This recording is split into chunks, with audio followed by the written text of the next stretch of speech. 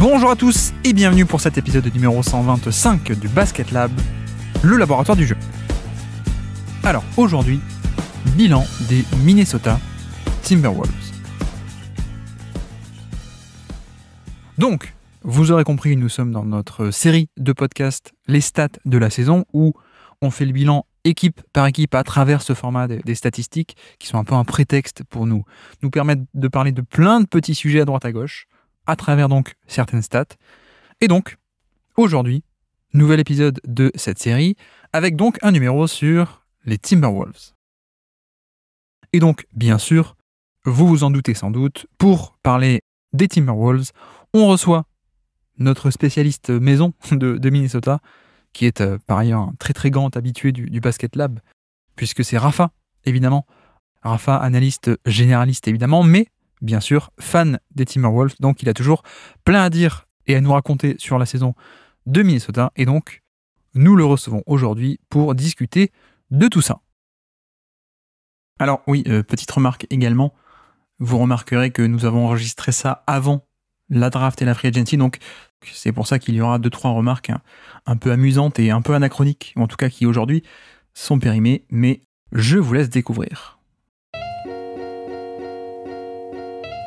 Donc aujourd'hui, dans notre laboratoire de recherche sur le jeu, les stats de la saison des Minnesota Timberwolves. Bienvenue dans le Basket Lab.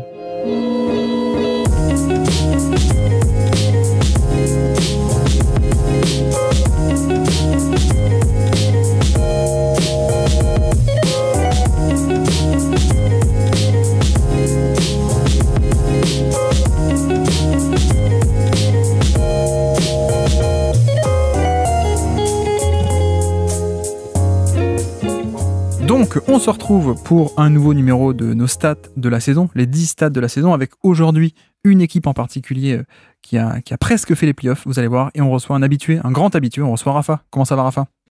Eh ben ça va très bien, Guillaume, et toi ? Ça va, je viens de me rendre compte que j'ai dit ils ont failli faire les playoffs. Non, ils ont fait le play-in, ils ont fait les playoffs, pardon, excuse-moi. Oui, je vois que déjà le trash talk commence. Non, je suis perturbé par... En plus, on a été pas loin d'être ceux qui sont le mieux sortis face aux Nuggets. Donc, Oui, tout à fait. Non, parce que j'avais play-in dans la tête et du coup, pour moi, tu fais presque les playoffs quand tu fais le play-in. Oui, non, bref. Je suis encore tout chamboulé. Denver vient d'être champion, on enregistre 1 ou 2 jours après ça. Bref, donc Rafa, que vous connaissez, Rafa de T-Wolves FR, toujours évidemment. Rafa aussi de Feu Basket Info, je crois qu'on peut le dire un peu maintenant. Bah oui. En tout cas, le site est un peu inactif depuis début avril, je crois. Mais Basket Info toujours présent sur les réseaux, sur YouTube. Bref, donc Rafa, on connaît Rafa, rédacteur généraliste, mais tu es en particulier fan des Wolves, et donc je voulais t'inviter, et tu as accepté pour qu'on parle en particulier des Wolves dans le cadre de cette série des stats de la saison. Donc pour ceux qui ne connaissent pas, en gros, on fait le bilan de chaque équipe petit à petit, toutes les équipes en NBA, à travers ce format des stats. Mais donc l'idée, c'est vraiment de faire le bilan de la saison, donc en ressortant des stats qui peuvent être soit très intéressantes en elles-mêmes, soit servir un peu de prétexte pour aborder plein de petits sujets par-ci par-là. Bon, sur Minnesota, a priori, toi qui es un grand fan, t'as pas eu trop de problèmes pour trouver des stats à droite à gauche, non ? Non, ça, la question que je me suis posée, c'est est-ce que je vais vers le positif ou le négatif ? Puisque bon, il faut choisir des trucs. Donc, j'ai plutôt choisi des stats qui me faisaient chaud au cœur. Mais bon, il y en a quand même une, notamment, qui est un peu dans le négatif. Mais ouais, j'en avais sous la main. Bah après, il y a eu du positif et du négatif dans cette saison. Voilà, oui, c'est ça. Donc, comme on est là pour faire le bilan, on va aborder les deux. Bref, bien, attaquons d'entrée, si tu veux bien, si tout est prêt. Quelle est ta première stat de la saison à nous présenter pour les Timberwolves 2023 ? Alors, ma première stat, c'est 56,8%. Ouais. Et c'est l'efficacité défensive de Rudy Gobert au cercle, c'est-à-dire l'adresse des adversaires quand Rudy Gobert défend près du cercle. Ah. Et évidemment, dit comme ça, hors contexte, ça ne dit pas grand-chose. Et ce qui m'intéressait dans cette stat, c'est que donc 56,8%, c'est beaucoup plus que ces stats des dernières années, puisque l'an dernier, il était à 50,7%. Et l'année d'après, enfin, c'est faux de dire il était, ses adversaires étaient. Et l'année d'avant, c'était 49,3%. Donc les 2 dernières années, c'était respectivement premier et troisième NBA. Et donc cette année, 56,8%, ce qui fait de lui le 17e NBA. Bon, j'ai un peu, c'est pas sur les 500 joueurs NBA, hein, c'est avec un certain nombre de matchs, un certain nombre de tirs au cercle.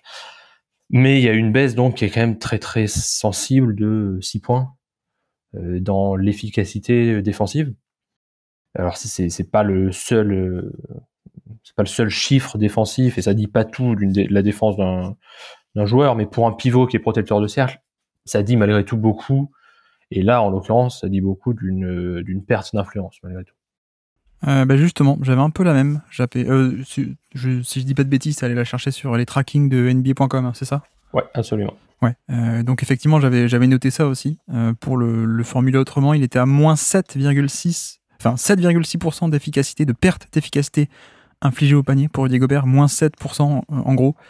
Et donc, sachant que les années d'avant, c'était moins 13 en 2022, en 2021, moins 13,5, 2020, moins 12, 2019, moins 10, 2018, moins 10, 2017, moins 14, 2016, moins 10, même à l'époque déjà, et même quand il était tout jeune en 2015, il était déjà à moins 11 perte de pourcentage de perte d'efficacité infligée autour du panier, à moins de 6 pieds. Et effectivement, comme tu dis, c'est un léger glissement par rapport à ses standards habituels, mais du coup, je voulais aussi en profiter pour te retourner un peu la question. Est-ce que vraiment tu penses qu'on est sur un début de déclin physique ? Parce que voilà, on a quelqu'un qui a 30 ans, qui vient d'avoir 30 ans. Est-ce qu'on est vraiment sur ce côté-là où peut-être qu'on n'est plus complètement dans son ultra prime, on va dire ? Ou est-ce que c'est peut-être aussi une question de schéma, vu qu'on n'a pas totalement les mêmes schémas défensifs qu'à Utah ? Où est-ce que tu placerais le curseur un peu entre les deux ? Alors c'est difficile de donner une réponse trop définitive, mais il me semble, alors d'une part que l'adaptation doit jouer un rôle forcément, hein, le fait qu'il vienne d'arriver, qu'il change de schéma, que au début de la saison, il lui était demandé d'être, certes de toujours être en drop, mais d'être dans un schéma où il devait être un peu plus mobile. Ce qui me ferait dire, en fait, je t'aurais pas fait la même réponse en janvier, où là j'étais vraiment inquiet. Ouais. Ce qui me fait dire que c'est peut-être pas un signe de déclin, ou alors pas de déclin très spectaculaire, c'est que ça m'a paru s'améliorer au fil de l'année, et s'améliorer de manière assez sensible. Ces stats sont bien meilleurs en play-off, alors bon, je les ai pas retenus parce que c'est un échantillon trop petit, mais il m'a semblé que vraiment ça allait mieux, notamment après le All-Star Game. Donc, j'aurais tendance à dire que si un déclin, il est peut-être là, mais il est un peu léger, je pense quand même que les circonstances y sont pour beaucoup. Changement de franchise, hein, pour la première fois de sa carrière, changement de style de jeu, adaptation de jouer avec un autre pivot à côté de lui, plus le fait que physiquement, visiblement, il n'était pas au top de sa forme au début de saison, notamment du fait qu'il avait joué avec l'équipe de France pendant l'été et qu'il semblait assez fatigué en fait.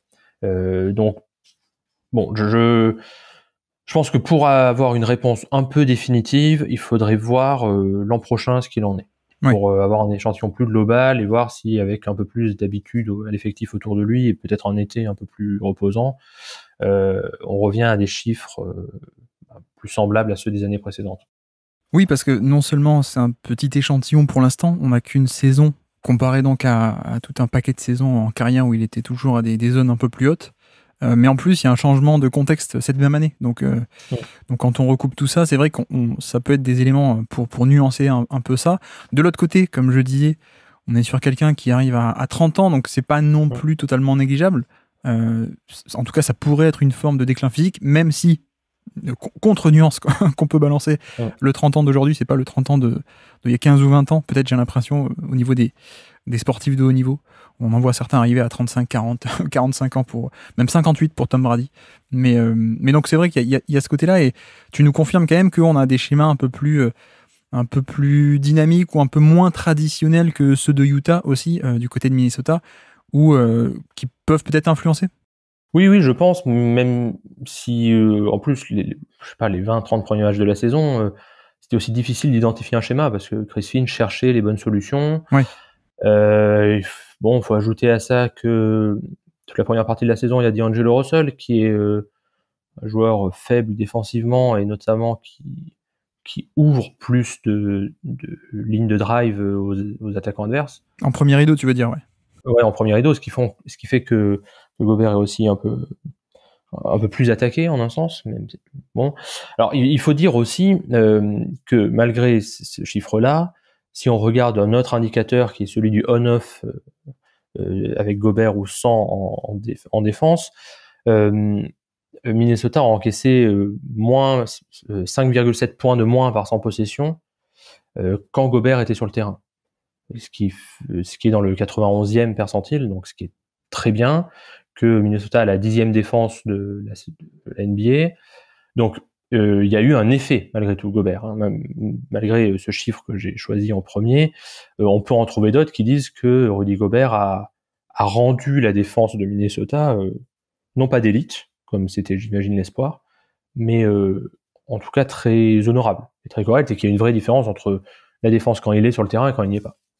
Après, il y a aussi la difficulté en plus, je pense, je sais pas à quel point ça a joué, mais on peut le rajouter, que l'an dernier, Minnesota était déjà une bonne défense, mais avec des schémas, pour le coup, totalement inverses en fait. On avait plutôt des schémas assez agressifs au niveau du pick and roll, avec des Vanderbilt ou avec des Karl Anthony Towns. Et là, cette année, on rebascule avec plutôt du drop, où le Gobert doit attendre un peu plus bas, plutôt que jouer sur la mobilité qu'il a moins, évidemment. Donc ça, on peut le rajouter à l'équation, mais c'est vrai que du coup, j'ai aussi fait un peu une petite enquête par ailleurs pour creuser est-ce que vraiment on est sur un déclin, est-ce que c'est significatif ou pas. Parce que tu vois, pour le coup, on a dit il est passé de moins 13% d'efficacité, de perte d'efficacité infligée au panier, de moins 13 à moins 7,5. Bon, il y a un écart, certes, mais moins 7,5, c'est encore très bon encore, hein, pour le coup. Oui. Je crois que moins 13, c'est complètement hors de la norme aussi. C'est ça, ouais. Dans un sens, ouais. C'est ça, ouais, tout à fait. Et je crois que tu l'as cité aussi. Hein. J'avais noté au niveau de en NBA, ouais, j'ai retrouvé là, parmi les joueurs qui contestent minimum 5 tirs au panier, autour du panier, il y avait 50 joueurs en NBA en 2023. Du coup, il était encore 14e.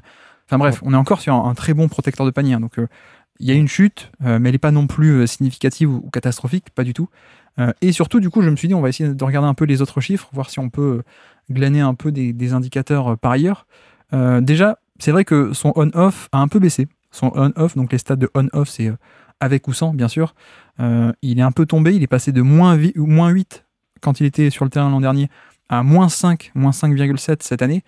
Encore une fois, moins 5,7 et encore un bon chiffre, mais c'est vrai que moins 8 auparavant était très bon. Mais là, c'est vrai qu'on sait que les on-off, ça peut être influencé par qui est ton backup aussi et quel est ton contexte. On sait qu'il n'y avait pas vraiment de backup du côté de Utah. On sait qu'il y a peut-être plus de profondeur défensive. On en parlera tout à l'heure du côté de Minnesota. Donc voilà, les on-off, peut-être mettre entre parenthèses. Et par contre, plutôt que de regarder les on-off, donc avec ou sans, on peut regarder les on-courtes, comme tu disais, donc la performance de l'équipe avec Rudy Gobert. Donc c'est pas un différentiel, c'est à quel point l'équipe est forte par rapport à l'ensemble de la ligue quand il est sur le terrain. Et là, on va dire que la chute défensive, entre guillemets, elle est beaucoup plus mineure, voire même totalement négligeable, je trouve, puisque quand il était sur le terrain, il avait un on-court défensif qui était dans le 91e centile l'an dernier, et ça a glissé au 86e. Donc encore toujours mieux que 86% des joueurs à son poste. Donc voilà, pareil, si on fait le spécifique au niveau du demi-terrain, donc on exclut un peu toutes les possessions sur transition et tout ce genre de trucs. Et là encore, hein, ça a glissé entre guillemets du 91e centile au 84e. Voilà, la chute est quand même beaucoup plus nuancée, beaucoup plus négligeable, je trouve. Et surtout, j'ai un autre aspect assez intéressant, c'est que là, les stats dont on parle depuis tout à l'heure, ce sont des stats, tu me confirmes, hein, c'est sur les trackings de NBA.com que tu es allé chercher. On est d'accord que c'est des stats d'efficacité à moins de 6 pieds du panier. Ouais, absolument. Et donc, la nuance, et dédicace à Tom qui nous écoute peut-être, qui fait souvent cette nuance, c'est que les 6 pieds autour du panier, c'est pas complètement le panier. C'est-à-dire qu'on inclut un peu la zone des flotteurs, du coup. 6 pieds, c'est pas...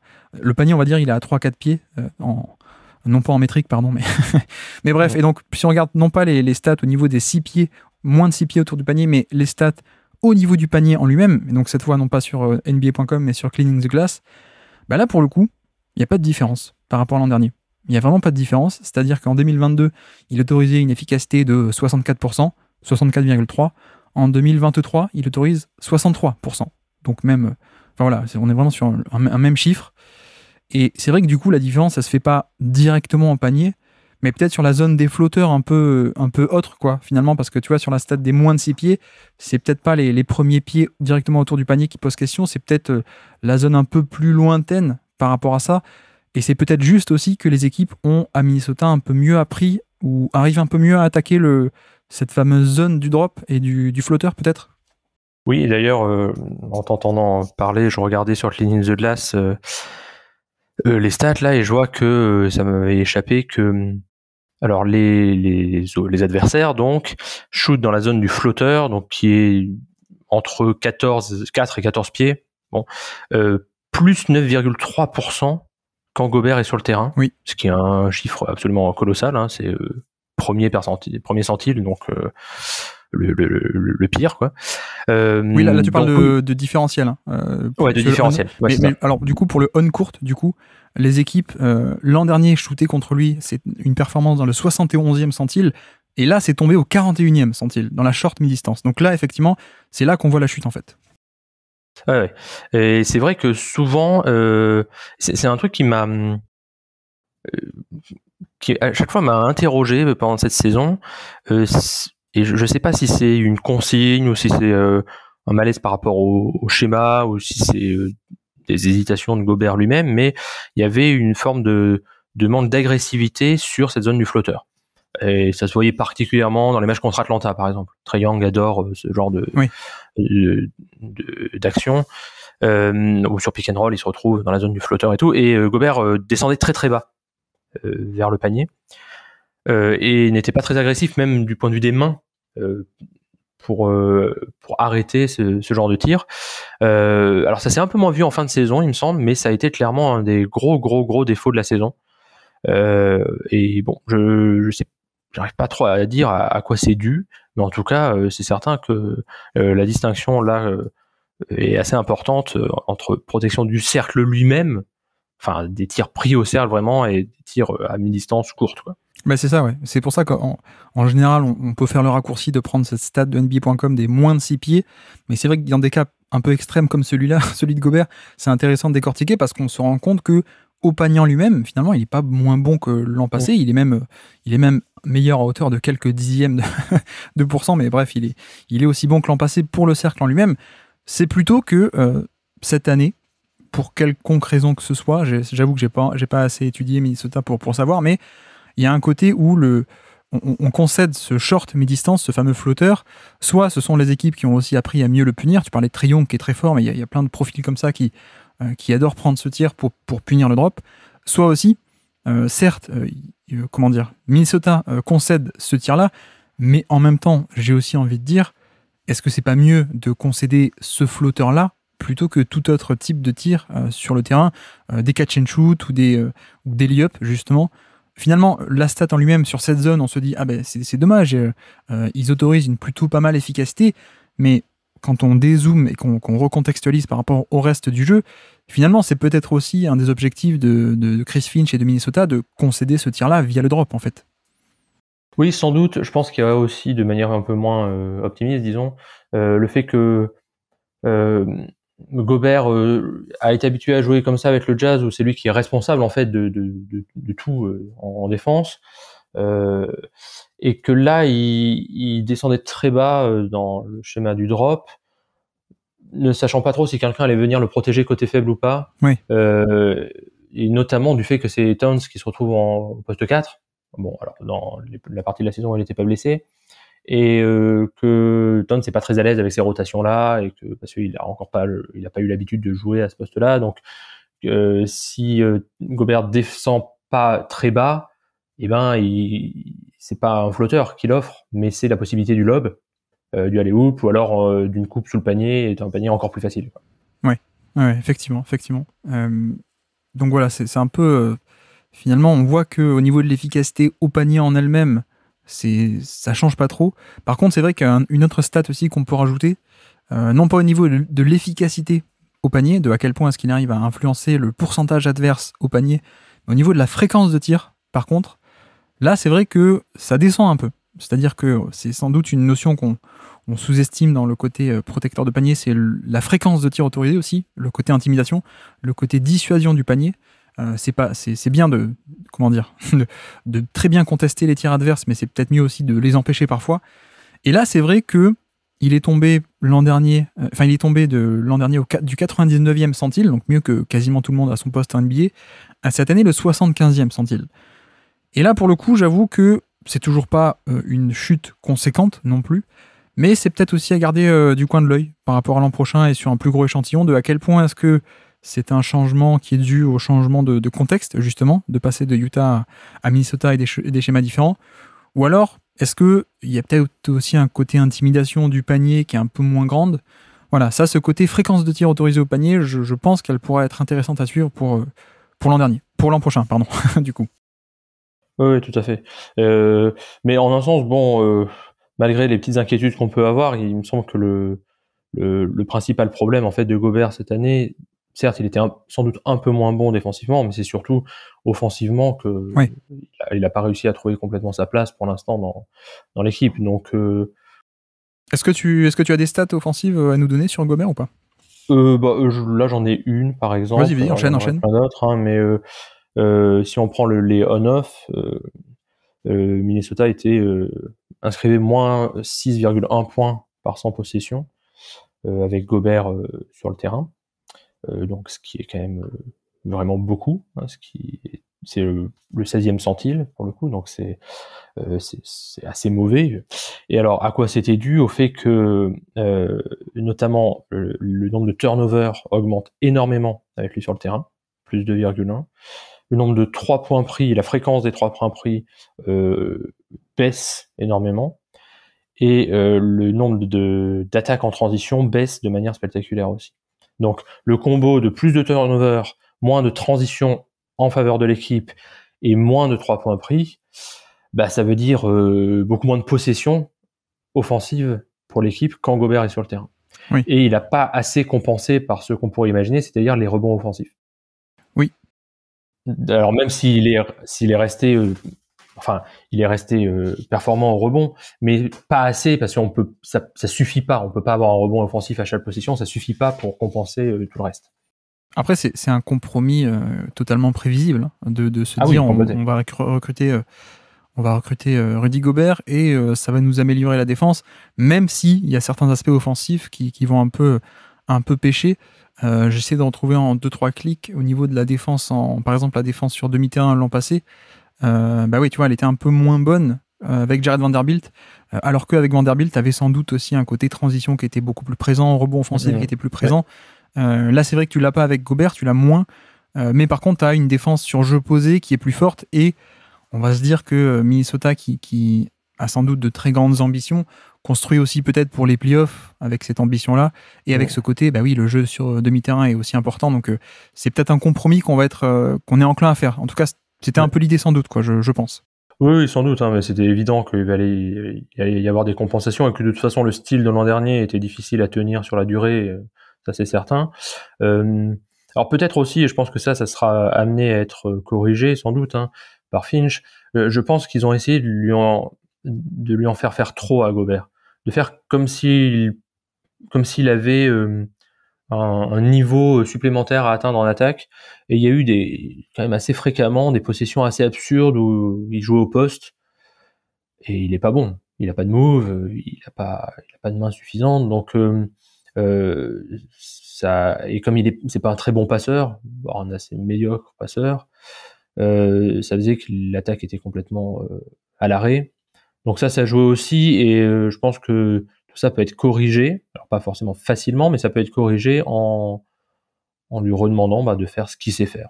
Alors dire poser des écrans, récupérer des lobes, ne pas avoir le ballon, on en a déjà parlé ensemble ça, mais de ne pas avoir le ballon dans les pieds mais en hauteur. Oui. C'est là où Mike Conley a été un apport très précieux par rapport à D'Angelo Russell. Et puis à quel point aussi peut-être on a eu l'absence de Karl Anthony Towns une bonne partie de la saison. On sait qu'a priori l'objectif c'est d'avoir un peu les deux en même temps sur le terrain avec des minutes qui coïncident. Peut-être aussi que l'an prochain on fera le bilan de 2024 avec un bilan beaucoup plus positif en ce sens-là. Enfin si Towns reste, peut-être on en parlera tout à l'heure. Mais avec ce côté où Towns, c'est quand même un fabuleux attaquant en termes de spacing et tout ça, et peut-être que quand tu feras coïncider leurs minutes beaucoup plus, tu auras des résultats individualisés offensifs à Rudy Gobert qui seront un peu meilleurs aussi parce que contexte offensif un peu mieux autour, peut-être.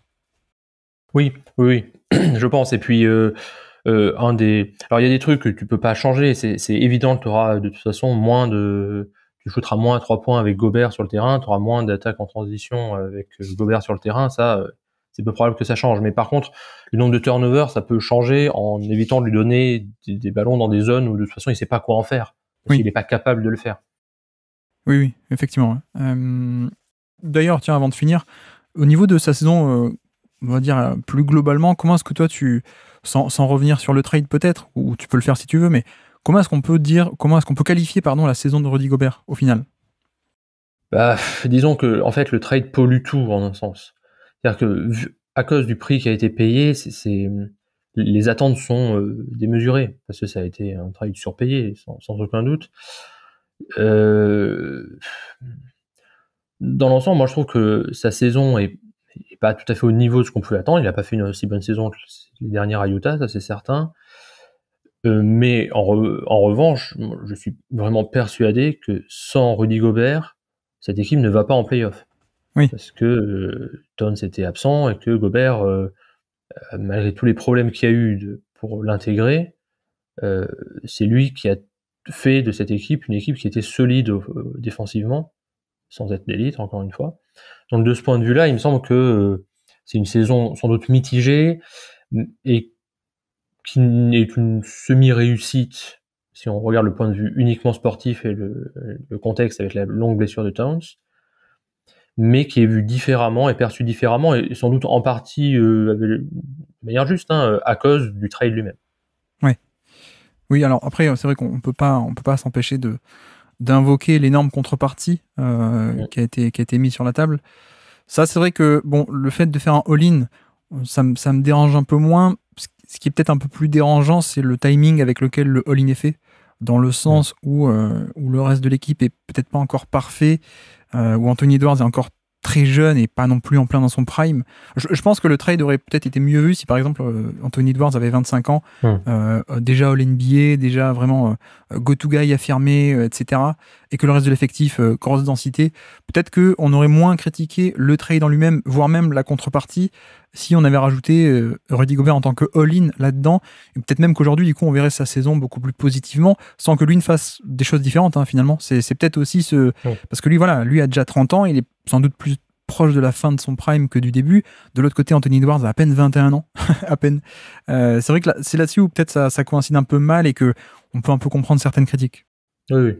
Puis il y a le salaire de Gobert aussi. Oui. Il y a toutes sortes de questions qui se posent, notamment avec le nouveau CBA, qui font que ça devient un peu inconfortable, là, très clairement, du point de vue financier. Oui, et puis son profil de pivot, on a bien vu qu'aujourd'hui en NBA, il n'y a que des équipes qui font du switch qui gagnent le titre. On l'a bien vu cette année, encore une fois. Du coup, que j'ai pas eu le temps de donner ma première stat de la saison après ce bilan très complet sur Rudy Gobert. Du coup, ma première stat de la saison des Timberwolves, pour moi, c'est 23, mon premier chiffre, 23. C'est 23e à l'offensive rating, justement, pour cette équipe. Mais si on reprend depuis le début, c'est vrai que, non pas l'offensive rating, donc le niveau de performance offensive, mais le net rating, le différentiel attaque-défense, à quel point est-ce que l'équipe est bonne, en fait. C'est vrai qu'il y a un léger step back par rapport à 2022, une moins bonne performance, pardon pour le dire en français, par rapport à 2022, alors que finalement, les 2 années, ils font play-in, pour le coup, mais l'an dernier, on était sur du plus 3 points de différentiel par 100 possessions, ce qui était 10e de NBA, 10e sur 30, donc très bien. Cette année, ils sont en play-in avec 0,5, plus 0,5 de différentiel par 100 possessions, et ce qui les fait reculer 16e, donc beaucoup plus dans la moyenne, alors que l'an dernier, on était top 10, donc ça, c'est pour le niveau de performance global. Et c'est vrai que la grosse différence, paradoxalement ou bizarrement peut-être pour certains, c'est pas tant la défense qui déjà était bonne l'an dernier, même sans Rudy Gobert, c'est l'attaque, la différence. Ils étaient 7e l'an dernier, et donc ils sont passés aujourd'hui, en 2023, 23e pour le coup. Alors, là où c'est marrant, c'est que c'est que le chiffre brut n'a pas trop bougé. Pour le coup, on est toujours au niveau des 114 d'offensive rating, mais comme l'explosion offensive en NBA, la moyenne a beaucoup augmenté, ce qui fait que la même performance l'an dernier qui était 7e, cette année ils sont que 23e. Mais surtout, donc voilà, il y a certains facteurs qui viennent un peu expliquer en fait à quel point pourquoi est-ce que l'attaque est descendue de 7e à 23e. Déjà, ils prennent moins de lancers francs, ils tentent moins de lancers francs, ils arrivent à provoquer moins de lancers francs par rapport au reste de la ligue. Donc il y a ce côté-là, point facile des lancers francs qui est pas très bien pris. Et surtout, il y a largement moins de rebonds offensifs. Tu as commencé à en parler tout à l'heure. Largement moins de rebonds offensifs qui sont pris. Ils sont passés de 7e de NBA à 26e sur 30. Donc, grosse chute de ce côté-là au niveau des rebonds offensifs qui sont une source d'attaque relativement, très intéressante. Et puis, également, il y a largement plus de turnovers qui sont commis. Là encore, ils étaient 16e et ils tombent encore une fois 26e vers tout en bas de la NBA. Donc, c'est là-dessus où c'est un peu intéressant parce que, en vérité, en fait, si tu regardes l'attaque sur demi-terrain, avec Gobert ou avec Vanderbilt l'an dernier, elle n'a pas tant changé que ça, en fait. Elle était 14e en 2022, elle est 13e en 2023. Au niveau de la production offensive sur jeu posé, on a la même équipe. Mais par contre, la fuite de valeur, elle se fait sur plein de petits endroits qui sont loin d'être négligeables. C'est-à-dire, tu perds beaucoup plus de ballons, donc tu perds des cartouches. C'est des possessions où tu peux pas prendre des tirs et mettre des points, évidemment. Et puis les rebonds offensifs aussi. Ce qui peut être un peu bizarre parce que Rudy Gobert est un très grand intérieur, donc tu pourrais attendre des rebonds offensifs. Mais le différentiel avec Vanderbilt, qui pourtant est plus petit, mais est un monstrueux rebond offensif. Mais bref, je ne sais pas comment toi, tu as vécu un peu cette année-là d'un point de vue offensif, parce que, comme on dit, c'est plus totalement la même équipe avec les changements qu'il y a eu. Mais finalement, ça a été un peu ça qui a un peu pêché cette année à Minnesota. Ah oui, complètement. Et comme tu l'as très bien résumé, c'est une question de bataille des possessions perdues. Oui. Et là, de ce point de vue-là, je ne vais pas spoiler certaines de mes futures stats, mais pour moi, l'une des principales raisons, c'est clairement le tandem D'Angelo Russell-Rudy Gobert qui ne fonctionne pas. Parce que qui ne fonctionnait pas, à l'imparfait. Ne fonctionnait pas, absolument. Et ne fonctionnait pas sur le terrain et visiblement personnellement aussi. Parce que D'Lo a toujours été un joueur qui commet pas mal de turnovers, donc ça n'a pas changé. Clairement, il ne savait pas servir Rudy Gobert, qui se retrouvait dans des situations où il perdait beaucoup la balle, du coup, parce que les passes de D'Lo étaient dans les pieds et ça marchait pas, parce qu'il faut bien le dire, Gobert a pas des mains quand même exceptionnelles. Et ça crée, par ailleurs, plus de transition pour l'équipe adverse. Le fait qu'il y ait moins de jeux en transition pour Minnesota, pour eux, je veux dire, en attaque, ça, c'est pas étonnant. C'est ce qu'on a dit tout à l'heure. Bon, Gobert, il va pas galoper dans un sens et dans l'autre. C'est moins spectaculaire que Vanderbilt de ce point de vue-là. Mais pour moi, ça, c'est une des principales raisons, ce lien D'Lo-Gobert. Et alors, bon, je peux peut-être en profiter pour intégrer une de mes stats, parce que du coup, ça colle. Vas-y, enchaîne. Moi, j'en avais retenu une qui était 655. C'est le nombre de 3 points en moins pris par rapport à l'an dernier. Oui. Ce qui est quand même un total assez colossal. Hein. Donc, on est passé de 3386 tentatives à 3 points à 2731. Oui, ça représente 10 matchs de James Harden. Ouais. Et l'an dernier, les Wolves en prenaient 41 par match, donc premier de la ligue. Et cette année, c'est tombé à 33, 15e. Donc 8 3 points en moins par match, pas marqué, un prix, c'est énorme. Et même si cette année, finalement, les Wolves ont shooté un peu mieux, 36,5% à 3 points contre 35,8% l'an dernier, ça ne permet pas de compenser le manque qu'il y avait. Et je pense que c'est là peut-être où c'est fait sentir le plus, non pas le changement de Vanderbilt par Gobert, parce qu'aucun des deux ne s'est shooté, mais le départ de Malik Beasley, qui permettait d'ouvrir le jeu davantage, notamment en transition, parce que c'est le genre de shooter, même si les Lakers l'ont pas beaucoup vu cette année, mais le genre de shooter qui a un volume énorme, hein, il doit être dans le top 10 du volume à 3 points de la ligue, et qui est capable de prendre des 3 points en mouvement, que ce soit en transition ou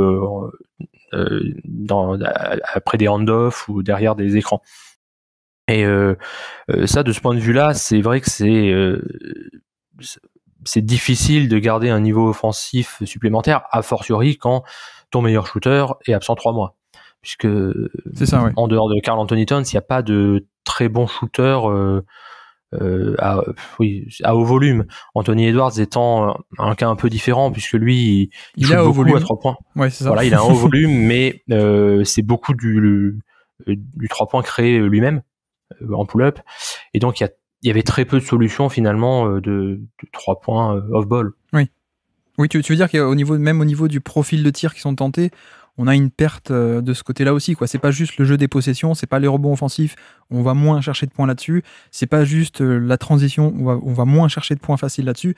Il y a aussi au niveau du profil de tir, on prend moins de 3 points, petit manque de rentabilité de ce côté-là, et qui s'explique aussi parce que Karl Anthony Towns, ton meilleur shooter à gros volume, comme tu dis, n'était pas là pendant pas mal de temps. Tu as remplacé ça par Rudy Gobert, non-shooter, par le Kyle Anderson, qui a un rôle assez grand, mais qui prend pas beaucoup de tirs à 3 points non plus. Donc de facto, tu as aussi cette évolution du profil de tir qui peut-être n'aide pas non plus, quoi. Oui, c'est ça. Et d'ailleurs, ça s'est mis à aller mieux à partir du moment où Anthony Edwards a plus eu la balle en main et où D'Angelo Russell a été déplacé dans un rôle beaucoup plus off-ball. Ouais. Où cette fois-ci, il apportait du spacing, alors que Anthony Edwards était pas à l'aise dans un système où l'axe central était le pick and roll Russell-Gobert, qui en plus ne fonctionnait pas. Donc et encore dans le trade de D'Angelo Russell, vous auriez pu avoir Russell Westbrook en retour.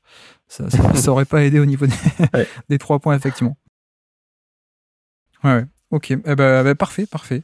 Voilà pour l'attaque. C'est vrai qu'il y a un peu ce côté jeu de possession qui a été un peu perdu. Et en même temps, tu peux aussi te dire, au niveau du jeu posé, du jeu sur demi-terrain, ils sont aussi bons que l'an dernier, alors que Towns n'était pas là. Donc peut-être que en plus l'an prochain, du coup, Edwards aura 2 ans de plus par rapport à l'an dernier. Petit calcul chez vous. mais bref, on est sur un jeune joueur qui s'améliore beaucoup. Voilà, il y a peut-être aussi des motifs d'espoir. Donc voilà, mais pour ce côté aller chercher des rebonds offensifs ou le jeu de transition, ce côté jeu de possession et accumuler plus de possessions et notamment des possessions faciles par rapport à l'adversaire. Ça, c'est vrai que c'est moins le profil de Gobert, donc il va falloir trouver des manières de compenser via du shoot, via du spacing, et voilà.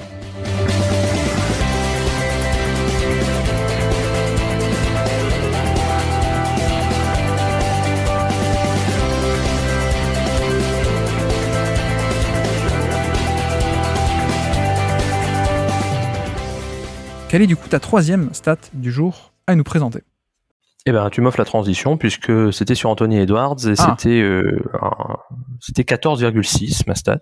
Ouvrons le dossier Anthony Edwards. Voilà, 14,6 qui est son nombre de drives par match en playoff. Ouais. Ok, bon, alors c'était pour commencer sur cette stat, mais j'en ajoute d'autres. 12,3 le nombre de drives par match en saison régulière contre 10,8 l'an dernier. Il est passé de 50% à 52,3% d'efficacité, ce qui fait que sur les joueurs qui sont à plus de 10 drives par match, il est 18e sur 50 en NBA en efficacité, ce qui est tout à fait honorable. Il est passé de 1,8 lancés tentés par match à 2,5 et en playoff à 3,6. Alors donc tout ça pour dire que un des points vraiment très positifs à mon sens de la saison d'Anthony Edwards, c'est cette capacité à augmenter la fréquence de ses voyages au cercle, si on peut dire, et le faire encore plus en play-off, et de les augmenter tout en augmentant son efficacité et surtout sa capacité à aller chercher des fautes, qui a été pendant les 2 premières saisons un de ses points faibles, d'absorber le contact, de pas exploser face aux défenseurs au cercle, ou de pas shooter trop tôt ou trop tard. Donc voilà, ça me semble être quelque chose de très positif dans le développement de son jeu. Alors ce qui va avec une tendance aussi à davantage shooter quand il est, enfin davantage viser le panier quand il est en drive et un peu moins tirer. Là aussi il y a des stats, je vais pas les donner parce que ça fait plein de chiffres, mais on voit qu'en proportion il passe moins à la sortie de son drive, il shoot plus et il passe à des moments plus intéressants, c'est-à-dire quand il est ball handler plutôt en tête de raquette plutôt que quand il est au drive et qu'il est en l'air et qu'il sait plus trop quoi faire et que du coup il se retrouve parfois à perdre la balle. Le fameux la fameuse passe à la NBA 2K où tu commences un tir mais il y a le défenseur, du coup tu appuies sur le bouton passe pour pas avoir un mauvais tir dans ta carrière. Ouais, c'est ça. Et donc voilà, tout ça me paraissait quand même très positif dans le développement de son jeu. La parole est au procureur. Non, alors c'est vrai que c'est très gros, très bon point, pardon, pour Anthony Edwards. Grosse amélioration au niveau du drive et pas qu'en playoff, effectivement. Même en saison régulière, il a 1,19 points par tir tenté. 1,19 points par tir tenté sur des tirs pris en fin de drive. C'est une très belle augmentation par rapport à l'an dernier. Ça y est, il est enfin au niveau de Jordan Poole, qui lui a un peu baissé par rapport à l'an dernier. Ouais. Mais non, mais blague à part, effectivement, il y a une vraie hausse qui est assez appréciable parce que c'était un peu là-dessus où moi j'ai toujours été un peu sur ma faim, relativement aux attentes. Évidemment, il est encore très jeune, mais je suis content de voir que ça prend au niveau du drive et que si ça devient un très très bon driver en volume, mais aussi en efficacité, c'est très très bien. Et je crois aussi, si tu me dis pas de bêtises, mais moi il m'a semblé voir quand même plus de très bons passages au niveau du passing, justement, Oui. avec des lectures un peu plus avancées que ce qu'on avait pu voir auparavant. Ah oui, complètement. Il a eu beaucoup plus la balle en main, comme je le disais tout à l'heure, avec Dilo qui était un peu déplacé en un rôle off-ball. Et effectivement, dans la lecture de jeu, il s'est beaucoup amélioré. Alors bon, ça reste pas suffisant, me semble-t-il, pour l'instant, pour qu'il soit le principal playmaker d'une équipe. Mais c'est devenu très très correct. Il y a eu des très très belles lectures.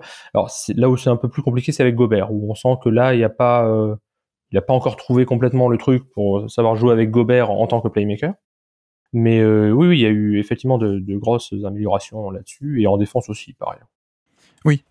En défense aussi, il a encore des fabuleux atouts physico-athlétiques qu'il est en train d'optimiser de plus en plus et de s'en servir de plus en plus. Donc ça, c'est bien aussi.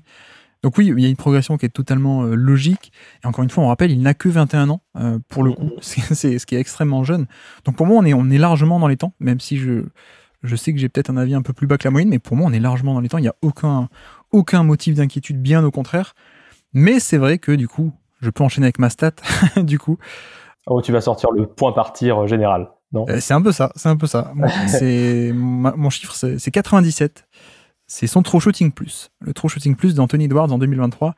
Qu'est-ce que le True Shooting Plus? Pardon pour les habitués qui en ont marre que je le répète. Le True Shooting, c'est l'efficacité au scoring individuel. Et le plus, c'est juste on le compare à la moyenne. Et donc la moyenne est fixée à 100. Donc 97, ça veut dire que son score est moins 3% plus grand que la moyenne. Donc voilà, on est en dessous de la moyenne, sachant qu'en carrière, il a fait 91, moins 9% en tant que rookie, ce qui n'est pas du tout inquiétant. Les porteurs de balles font ça d'habitude. C'est tout à fait normal. Et l'an dernier, 99, donc au niveau de la moyenne quasiment, et là, cette année encore, au niveau de la moyenne, 97. Donc voilà. Mais il le fait sur 30% d'usage, sur le cleaning the glass. Au niveau donc du volume de responsabilité, il le fait sur un gros volume. En 2023, il y a eu 23 joueurs qui ont fait plus de 1000 minutes NBA sur la saison et plus de 30% d'usage. Et en termes d'efficacité, il est classé 20e sur 23. Et devant lui, il a que des Ja Morant, LaMelo Ball, tiens, du coup, et Russell Westbrook. Donc voilà, on est sur quelqu'un qui n'est toujours pas efficace, et ce qui est toujours un peu moins mon inquiétude, je sais pas, mais j'ai toujours, pour l'instant, on est qu'en début de carrière, mais pour l'instant, je reste encore un peu sur ma faim au niveau de cette efficacité, parce que on sait que l'efficacité et la productivité au scoring est un élément ultra important pour être parmi les tout meilleurs de NBA. Je trouve que pour l'instant, on reste un peu hacké, et même s'il n'a que 21 ans et que c'est pas du tout inquiétant, mais alors pas du tout, ça pose question. En tout cas, je me pose la question de comment est-ce qu'on peut expliquer un peu cette bizarrerie, ce paradoxe, je sais pas, ou cette disproportion entre l'impression visuelle qui est très très bonne et pourtant ce niveau d'efficacité qui n'est que dans la moyenne, un peu en dessous. Enfin, toi, Rafa, je te pose la question d'ailleurs, comment est-ce qu'on explique ce petit manque d'efficacité? Alors, à mon sens, par deux facteurs. D'une part, puisqu'on l'a déjà un peu dit, le fait que ça commence juste à s'améliorer pour les lancer. Et donc, forcément, il est un peu moins efficace parce qu'il y a beaucoup de voyages au cercle qui sont vides. Mais ça s'améliore. Et d'autre part, je pense que le principal problème, ça reste une sélection de tirs parfois un peu douteuse, notamment à mi-distance, où il prend quand même pas mal de shoots à mi-distance, et il est il est pas ultra efficace, c'est pas génial.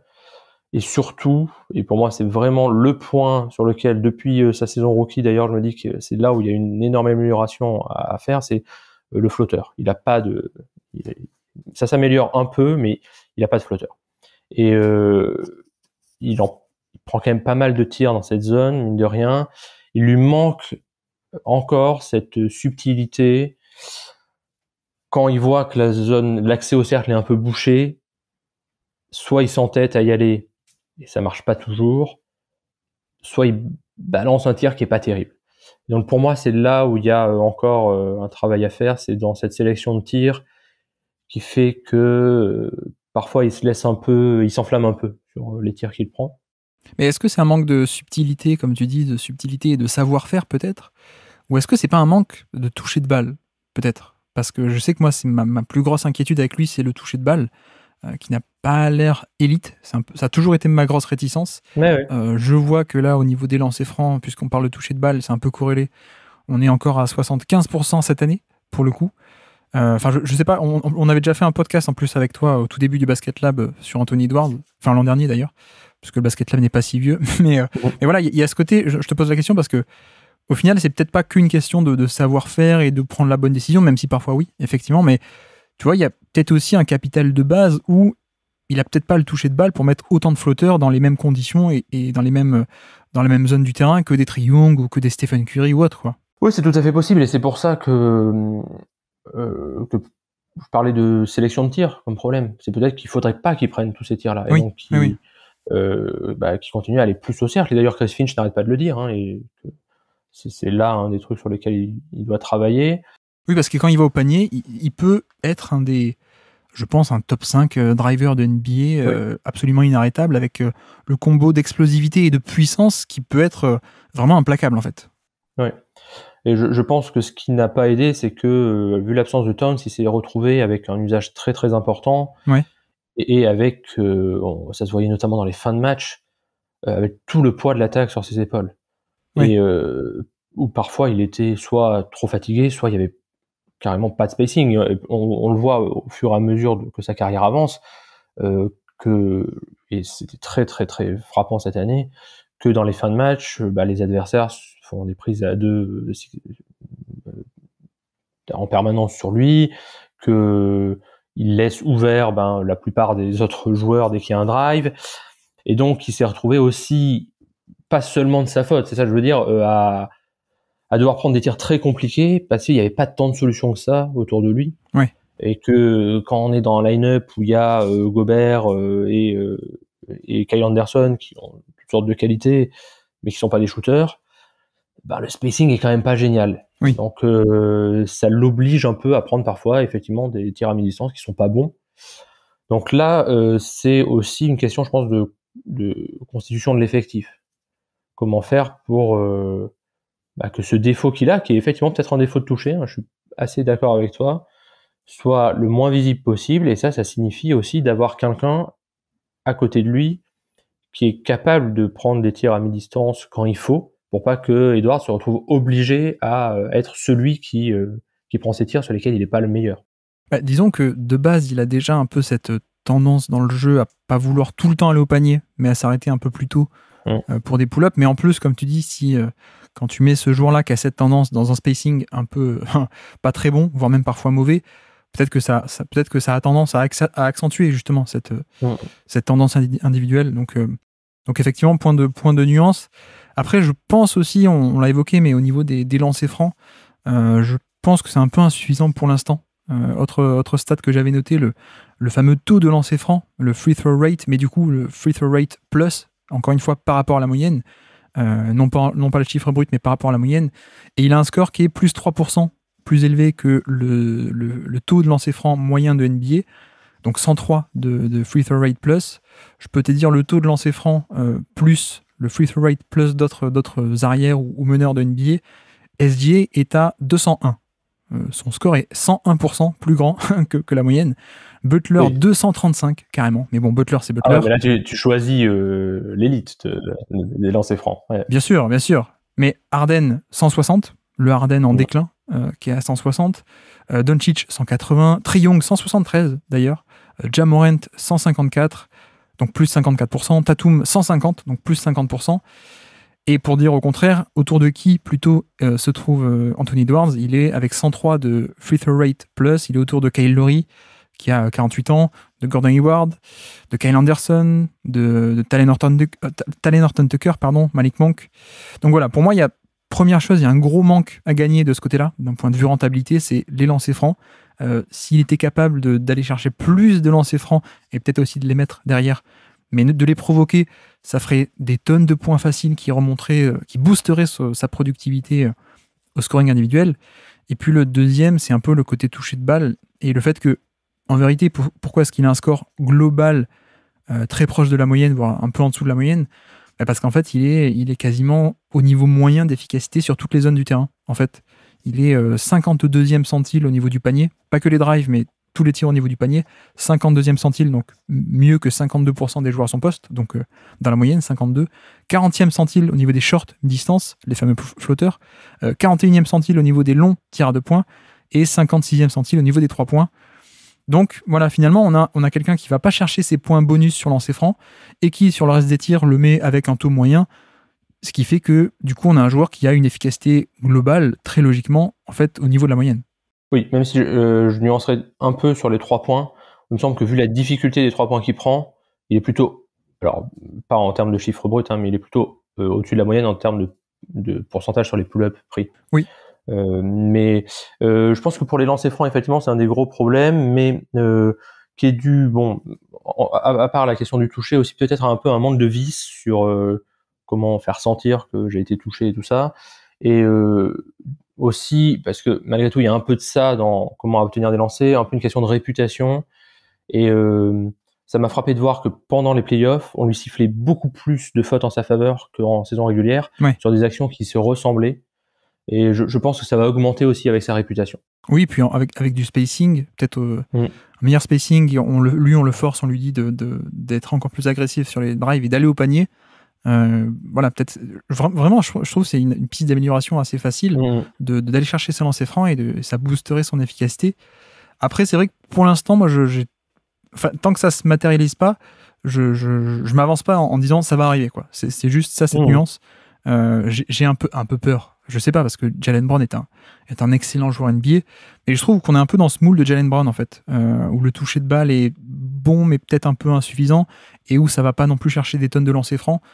Pour moi, on a beaucoup de similarités dans le jeu, stats, et d'ailleurs même au niveau du scouting, de similarités. Et tu vois, Jaylen Brown, il est dans son prime, et il est plus vieux. Il a jamais réussi à faire décoller son taux de lancer franc, et il a jamais réussi à améliorer de manière significative son toucher de balle. Donc voilà, je me pose la question, mais en même temps, il y a un côté passing qui est très intéressant aussi avec Anthony Edwards. Il n'a que 21 ans aussi. On a dit les conditions sont pas encore optimales, donc à suivre. Mais effectivement, on peut le dire, oui, c'est clairement le point pivot du projet de Minnesota, en fait.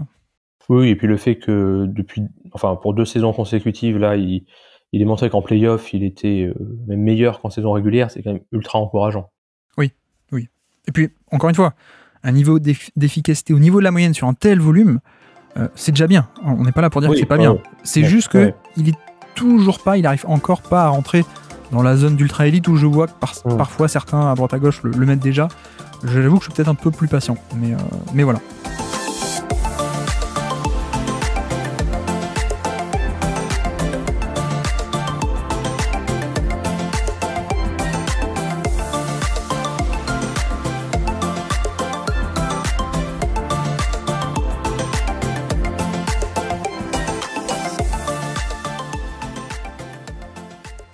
On en est où? Je suis complètement perdu au niveau des stats.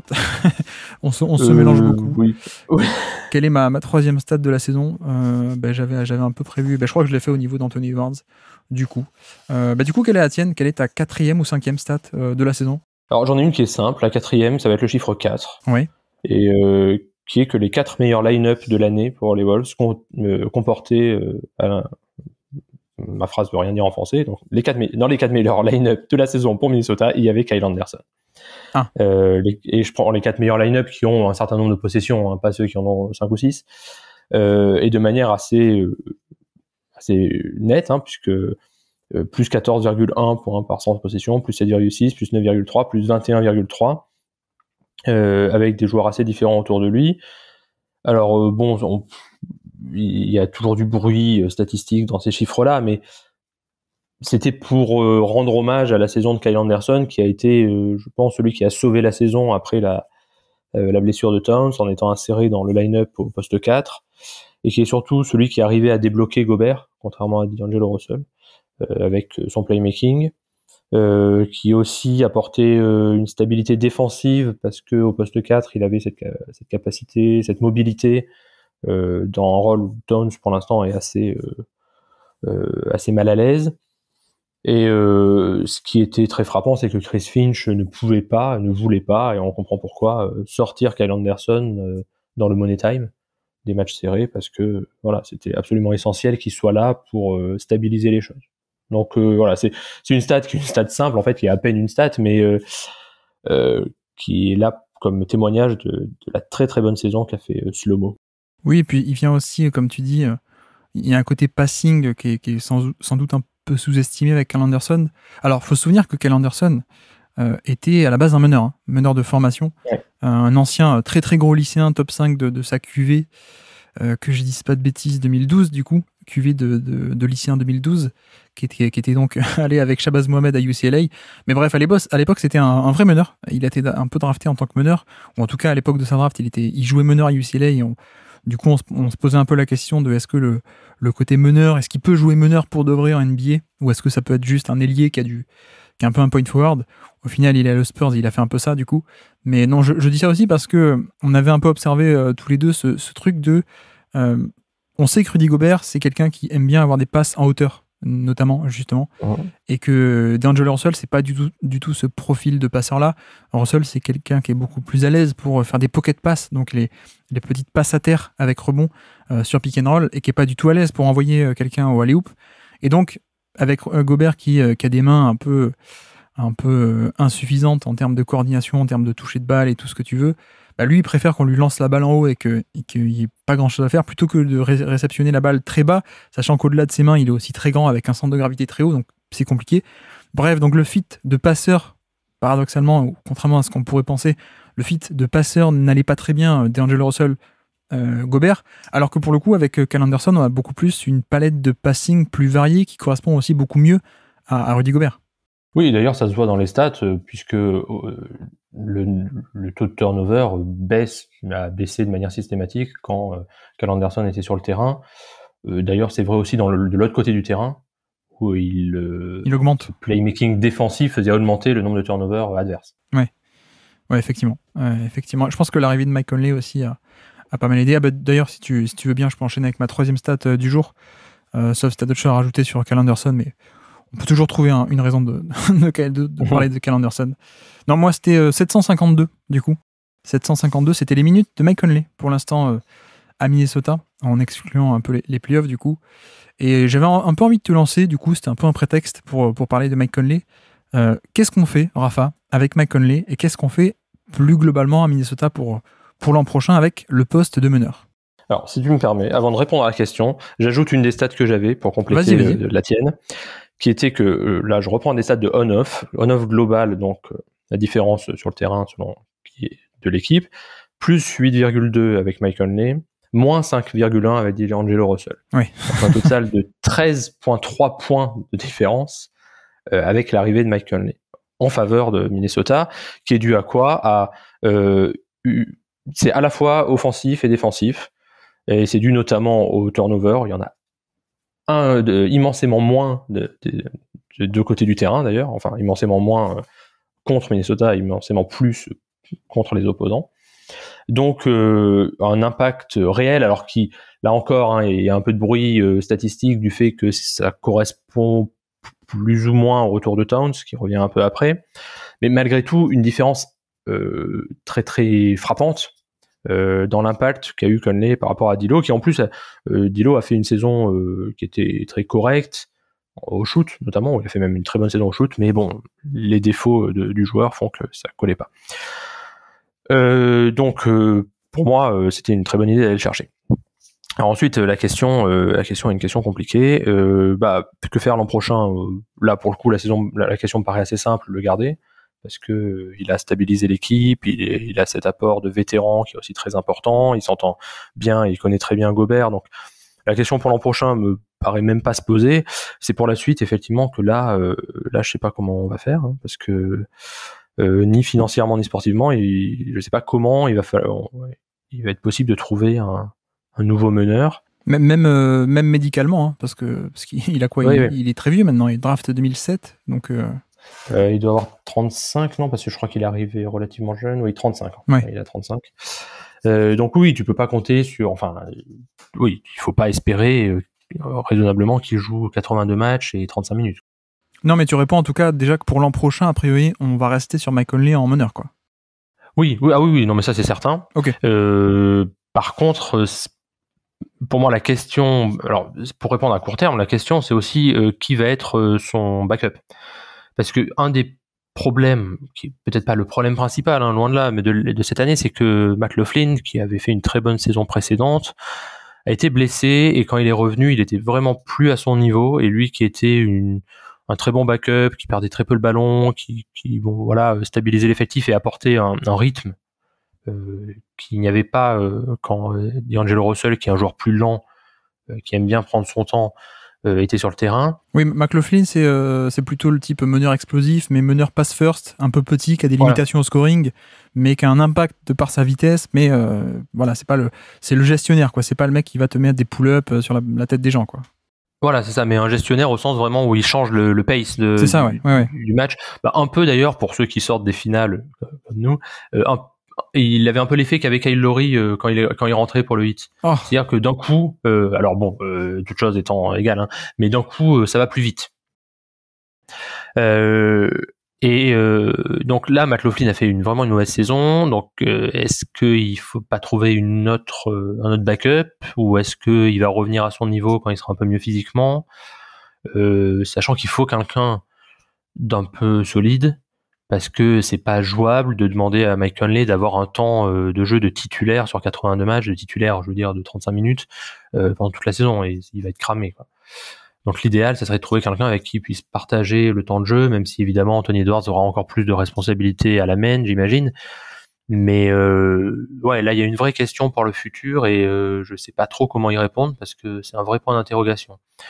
Mais là va rentrer en jeu pour le moyen terme toutes sortes d'autres questions sur qui va rester dans l'effectif, et c'est aussi pour ça d'ailleurs, là je fais une parenthèse, mais que commencent les fans et puis les podcasts spécialisés sur les Wolves et tout ça commencent à poser la question, vu que les Blazers veulent échanger leur 3e choix, est-ce que la meilleure solution, ce serait pas d'échanger Karl Anthony Towns financièrement, de récupérer le 3e choix, de drafter Scoot Anderson, et comme ça d'avoir une solution à la main.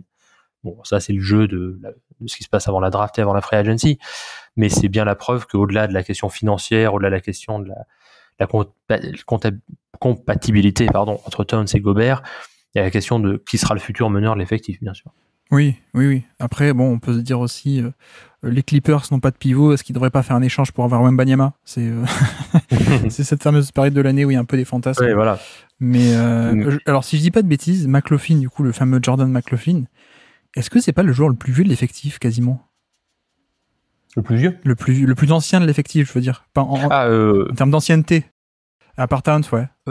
Ça se joue, ça doit être sa 4e saison, si je dis pas de bêtises.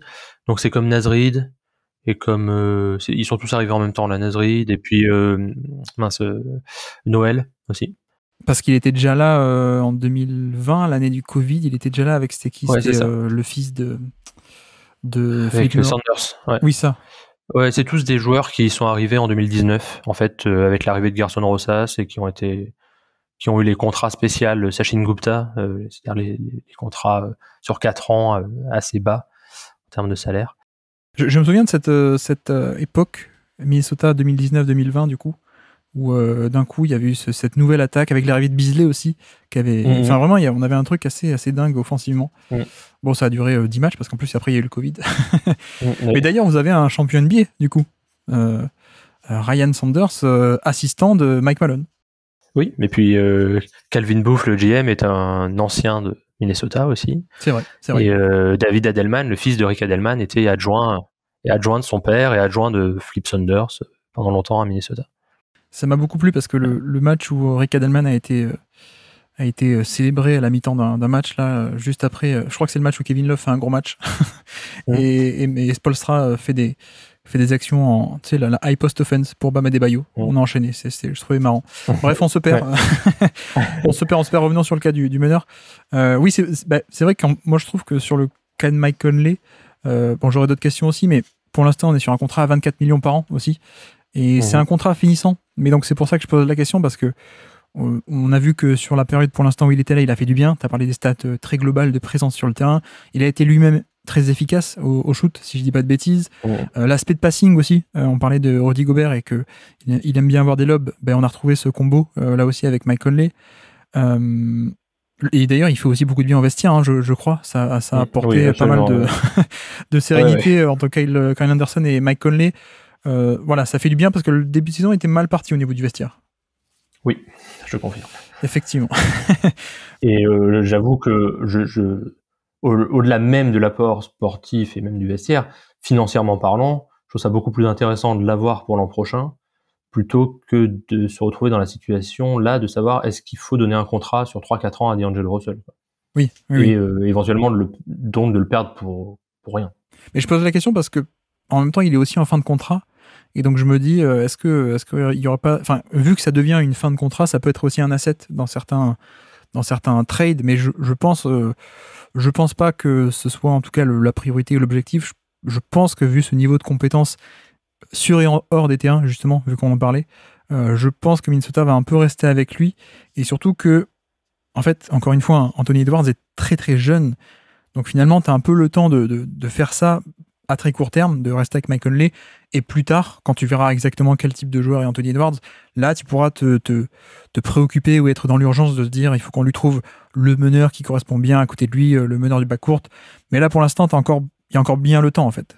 Oui, je crois que c'est vraiment un souci constant. C'était celui de Gerson Rosas, c'est celui de Connelly maintenant, c'est d'entourer Edwards de meneurs et de vétérans qui s'assurent que tout se passe bien et que ça parte pas en live complètement, comme on le voit malheureusement. Il y a d'autres exemples là, dans certaines équipes NBA.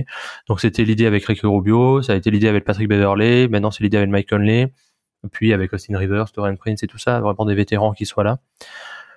Pour la question d'utiliser le contrat expirant, je pense que c'est pas une question pour cet été. Ça peut le devenir avant la trade deadline de février prochain, en fonction de à quoi ressemble la saison. Et ça dépend pour qui aussi. Et ça dépend pour qui, absolument. On est d'accord. Ouais. Peut-être tu peux aller chercher Kyle Lowry justement, peut-être. Non, mais c'est vrai qu'en plus les autres options sur le marché, imaginons que tu l'échanges ou imaginons que tu veuilles quand même rajouter une autre option meneur. Cette année, on n'a que des noms rigolos pour Minnesota, du coup. Je vais te dire, tu vas comprendre pourquoi je dis ça. Free agent, on a Kyrie Irving, du coup. Est-ce que tu as envie d'avoir Kyrie Irving? Non, mais alors le plus loin possible de Anthony Edwards. Russell Westbrook aussi est disponible cet été. Non, ça ira, merci. James Harden est disponible, peut-être. Et D'Angelo Russell. Oui, voilà, oui. Non, mais alors après, il y avait d'autres. Il y a Fred VanVleet. Exactement. Là, c'est ce que j'allais te poser la question, c'est Fred VanVleet. Est-ce qu'il y a une chance ou pas trop? Non, enfin, je vois pas comment. Financièrement, faudra un sign and trade. Parce que financièrement, vous en êtes où là au niveau du salary cap? Pour l'instant ça va, mais avec les deux gros contrats de Towns et Gobert, ça va pas aller du tout à partir de l'été prochain quand il y aura les prolongations d'Edwards et de McDaniels. Et c'est pour ça d'ailleurs que c'est quasiment certain qu'il faudra se séparer d'un des quatre, parce qu'avec le nouveau CBA, ça va pas être possible de garder les quatre. J'avais un autre nom marrant sur la free agency pour vous, c'était pas de Beverley. Oui, mais c'est le rêve de tout le monde. C'est vrai? Mais vraiment. Ah oui, alors là, quand il y a eu des rumeurs à la trade deadline après qu'il ait été coupé par les Lakers, il y a eu des rumeurs comme quoi il allait revenir. Et j'ai jamais vu, je pense que ça a été le moment le plus heureux de l'année pour les fans des Wolves. C'est devenu une idole complète. Je pense que c'est le joueur le plus aimé peut-être de l'histoire des Wolves derrière Garnett et sans doute Anthony Edwards, quoi. Ah ouais, quand même, à ce point. Ah oui, ouais, c'est fou, hein. Devant Shabazz alors. Oui. Et devant Anthony Bennett.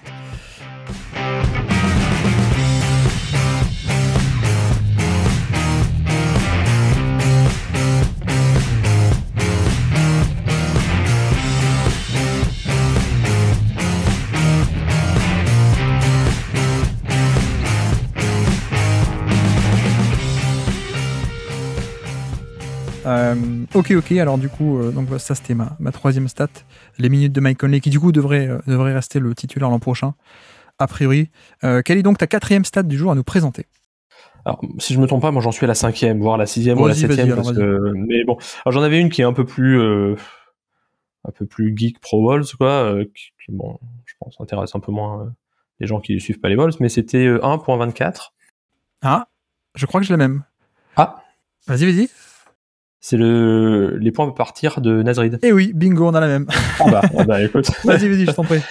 Donc, alors pourquoi elle m'intéressait cette stat? Parce que Nasrid, c'est quand même une histoire de développement qui est une belle histoire et qui est surtout une histoire très rare chez les Wolves, où pour plein de raisons, en particulier l'incompétence. Bah déjà oui, les Wolves, quand ça se passe bien, les Wolves c'est bizarre, quoi. Déjà, et puis souvent quand ça se passe bien, c'est pas du tout à base de développement interne de joueurs, c'est bon. Et donc du coup ça dure pas. Et Nasrid, c'est une très belle histoire puisqu'il est passé donc en 4 saisons du 11e percentile en termes d'efficacité au 61e cette année, en améliorant son efficacité un peu partout. Il est passé, donc je pars des chiffres, c'est de sa saison rookie à la 4e, c'est-à-dire celle qui vient de se terminer. Il est passé d'une adresse au cerf de 60% à 77%, ouais. Ce qui est vraiment excellent. À mi-distance mi-distance flotteur, de 21 à 42%. J'ai pas noté le chiffre à 3 points, mais je crois que ça s'est amélioré un peu aussi. Il est à 35% depuis 3-4 saisons, ouais. Donc là, le shoot à 3 points se confirme un peu dans au moins il est capable. Voilà, c'est ça. Tout en étant de mieux en mieux défensivement, ouais. Sans être élite, mais de mieux en mieux. Donc voilà, c'était ce chiffre, c'était pour rendre hommage à ce joueur que j'aime beaucoup par ailleurs et qui en plus ne cesse de progresser et dont la blessure a vraiment été un coup dur pour le coup, parce que il était en très très grande forme et il amenait une variété. Alors ça peut paraître bizarre dans un effectif où il y a déjà 2 pivots qui ont des contrats max, mais en fait Nasrid apportait quelque chose que les deux autres n'ont pas vraiment, c'est-à-dire cette manière d'amener du rythme, d'amener de la pression sur le cercle par les drives. Donc ça s'est avéré être un joueur vraiment essentiel de l'effectif et encore une fois une belle histoire de développement, et c'est assez marrant qu'on ait la même stat tous les deux. Oui. Bah, déjà qu'on veuille parler des mêmes sujets, ça peut arriver, mais qu'on a exactement la même stat, ça arrive parfois. Mais effectivement, j'avais noté les points à partir aussi de Nasrid. Alors moi, c'était avec un autre objectif en tête aussi, mais c'est vrai que moi, c'est un joueur que j'aime beaucoup en plus. Alors, pas à ses tout débuts, justement. Mais c'est vrai que pour refaire un peu l'historique de Nasrid, lui encore, un très très gros lycéen de sa cuvée de lycéen. Je crois qu'il était 15e ou top 20, en tout cas top 15, top 20. Donc, avec une grosse hype de lycéen, qui est allé à LSU, si je dis pas de bêtises, une fac comme ça, année un peu décevante. Et il a été drafté très bas, voire pas du tout. Je sais plus, j'ai un doute là du coup. Mais bref. Il n'a pas été drafté. C'est ça, voilà. Donc, c'était une des surprises. Il était annoncé plutôt autour des 30e, 40e positions. Il n'a pas été drafté. Ouais. Et c'était à la base un très très gros lycéen parce que des dimensions et des mensurations physiques énormes et des certaines qualités athlétiques, mais surtout une palette de skills qui était assez appréciable déjà à l'époque, notamment pour sa taille. Et donc le combo mensuration taille très très grand et skills un peu pour un pivot, ce qu'on voit pas souvent, fait qu'il avait été très haut dans les classements de lycéens. Le problème, c'est que moi à la draft, je l'aimais pas du tout parce qu'en dehors de ses skills un peu naturels, il y avait pas grand chose, notamment l'efficacité, notamment la défense, c'était pas top. Mais on avait vu déjà des progrès sur les tout débuts. Je crois que c'était au début du Basket Lab, donc il était dans la première All-Hipster Team où je me rappelle. On avait un peu parié sur lui et je regrette toujours pas parce qu'effectivement ça s'est un peu confirmé du coup. Mais je dis ça aussi, pourquoi est-ce que je réexplique cette historique, c'est pour dire qu'il y a un talent derrière. De base, il y a vraiment un niveau de talent pur qui est un peu plus élevé que vraiment le mec non drafté qui sort de nulle part. Voilà, c'est pas. On est vraiment sur un joueur un peu différent de ce moule-là, on va dire, et surtout ce qui est intéressant, c'est que je trouve, et j'en avais un peu déjà parlé à l'époque, il y a 2 ans presque du coup, je trouve qu'il y avait une amélioration très nette et très conséquente de ses qualités athlétiques, justement, où c'est quelqu'un de très très grand, mais qui du coup était un peu pâteau et pas du tout coordonné à ses tout débuts, ce qui donnait d'ailleurs, ce qui expliquait un peu la défense catastrophique. Et je trouve que plus on avance, plus on a un athlète qui est coordonné, est fluide et qui est plus du tout perdu et qui, du coup, ça permet d'exploiter d'autant plus sa taille, parce que maintenant il y a la mobilité et il y a le côté, voilà, je suis pas complètement perdu ou en déséquilibre, quoi. Ouais, je pense que c'est un très très gros bosseur et que physiquement il s'est transformé, hein, il a fondu. C'est vrai, comme tu dis, il était un peu pâteau. Alors il continue à avoir des petits problèmes de coordination dans l'espace, je pense, parce qu'il tombe beaucoup. J'ai rarement vu un joueur qui tombe autant. Je veux dire, il tombe pas comme ça quand il est debout, il se met pas à tomber d'un coup, mais notamment quand il va au drive, il est tout le temps en train de tomber par terre. Mais il a quelque chose de la ballerine un peu maintenant dans son jeu près du cercle, où il a une capacité à un jeu de jambes, capacité à tourner autour du défenseur qui est vraiment très impressionnante et assez belle même esthétiquement à regarder. Donc ouais, je pense que c'est en fait la clé, le fait qu'il se soit transformé physiquement, puisque le tir il l'avait déjà un peu, et puis il avait, comme tu dis, les skills, et voilà un pivot qui a des mains pour le coup. Et qui au début dans sa saison rookie était absolument calamiteux défensivement. Ouais. Et qui est devenu très correct. C'est pas Bam Adebayo, mais c'est devenu tout à fait correct, et notamment en transition, il me surprend de plus en plus en faisant des chase down blocks qui viennent un peu de nulle part, alors qu'il n'était pas du tout capable de faire ça il y a encore 2 ans.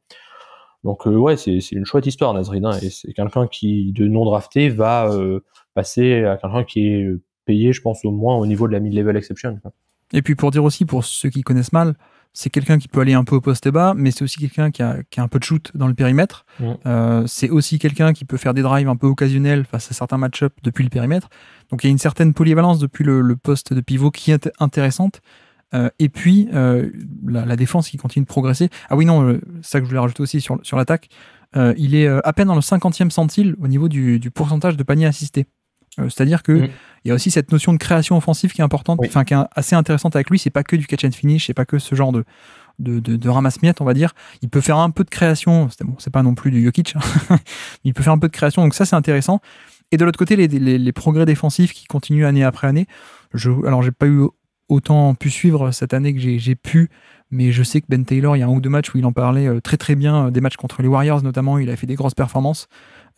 Donc si la défense continue de progresser, tant mieux. On rappelle aussi qu'il est assez jeune, il a 23 ans à peine, du coup, parce que drafté très tôt, donc il n'a que 23 ans encore. Et donc, justement, moi je voulais en parler pour ça aussi, c'est par rapport à la free agency. Qu'est-ce qu'on fait du coup avec ça? Est-ce que Minnesota, l'objectif c'est de le re-signer? Ou est-ce qu'il va mobiliser beaucoup plus d'argent? Parce que, pour tout te dire, sur un podcast récent avec Jérémy, moi je l'ai mis en Watch Out Player of the Year, Nasrid. C'est-à-dire que je me dis, il peut être titulaire ailleurs et exploser, quoi. Bah alors je dois en être là au podcast, puisque j'ai commencé à l'écouter et on était au Watch Out Player of the Year. Donc oui, alors l'objectif c'est de le garder visiblement, mais forcément pas à n'importe quel prix, au sens où faut faire attention pour les raisons que j'ai expliquées tout à l'heure au salaire, à la masse salariale globale. Visiblement, de ce que j'ai entendu des toutes dernières infos des insiders, ils veulent le garder, mais ils vont attendre de voir pour lui aussi quelles sont les offres qu'il peut avoir, et s'ils veulent ou pas suivre. Lui, Nasrid serait apparemment aussi partant pour rester, mais si quelqu'un lui offre une place de titulaire ailleurs, il partira sans doute. Mais alors là, le garder, c'est aussi... En fait, je pense que c'est à double tranchant. C'est-à-dire qu'on peut se dire, mais à quoi ça sert d'investir autant d'argent sur un autre pivot alors qu'il y a déjà Towns et Gobert? Et c'est vrai, ça peut paraître absurde, mais encore une fois, je ne vois pas comment cette équipe peut continuer au-delà de la saison prochaine avec Towns et Gobert, non pas sportivement parlant, mais à cause de la masse salariale. Ouais. Oui, puis il apporte un profil que n'est pas Gobert et n'est pas Towns non plus. Donc en troisième intérieur de rotation, selon les match-ups, ça peut être intéressant. Oui, donc je pense que le garder peut être le pari, donc de le garder comme troisième intérieur, comme rotation, avec l'idée qu'il aura un rôle plus important quand l'un des deux sera échangé à un moment. Ouais.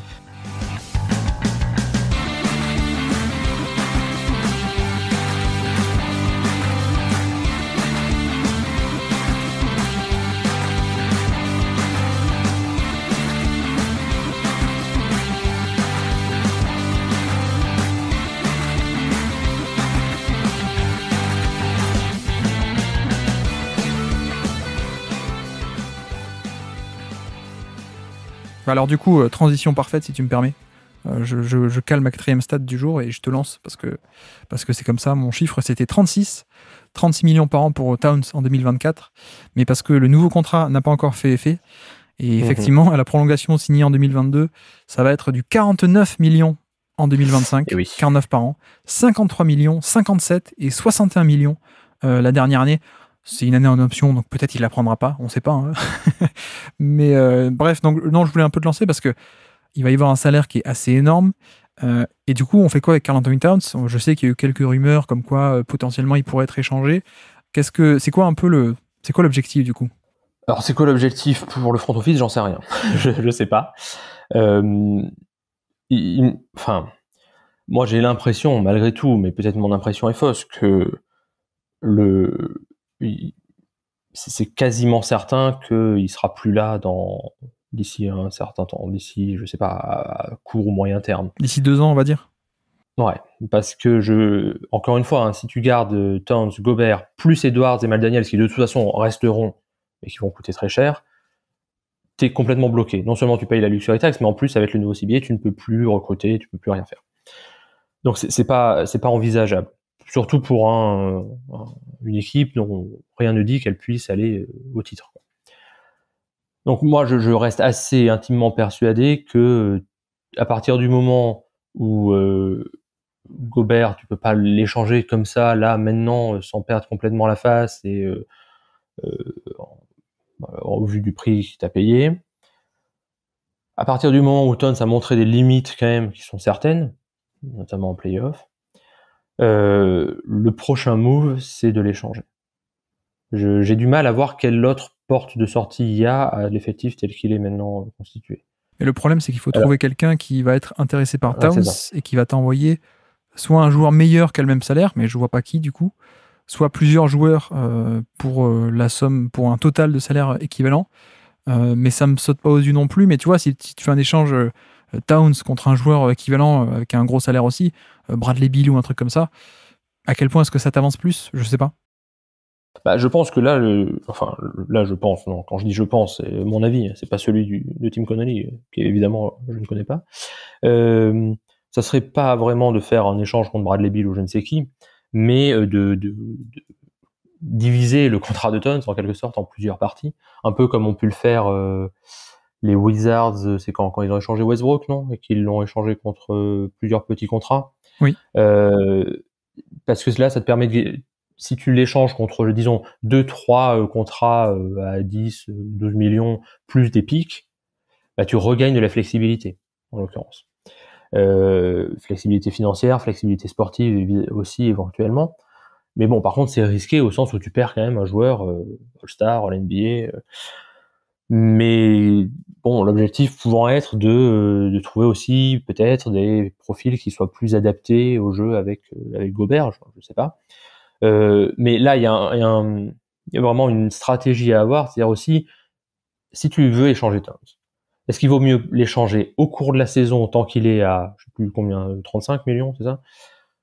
Ou alors, est-ce qu'il faut attendre l'été prochain ? Mais dans ce cas-là, t'as une somme encore plus énorme à échanger.